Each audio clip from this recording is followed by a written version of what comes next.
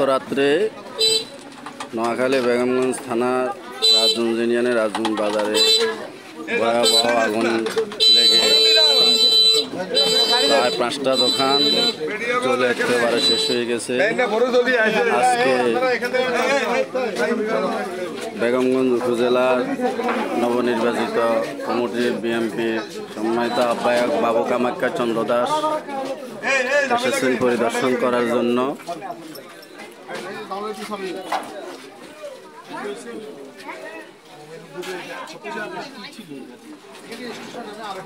এটি হলো কাজী আব্দুল মোমিনের দোকান।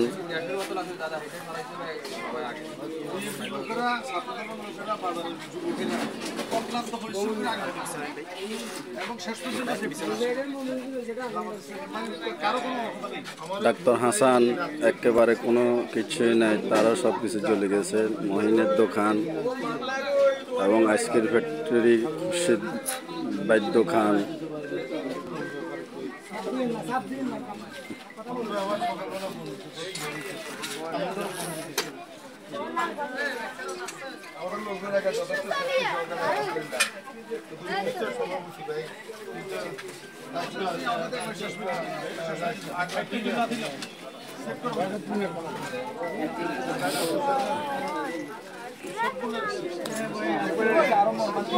আমাদের 3 নং ওয়ার্ড সাবেক মেম্বার হারুনুর রশিদ হারুন ভাইয়ের দোকানের সামনে আগুনের লেগেছে। দোকানের সামনে, দোকানের পশ্চিম পাশে, রাস্তার পশ্চিম পাশে আগুন লেগেছে।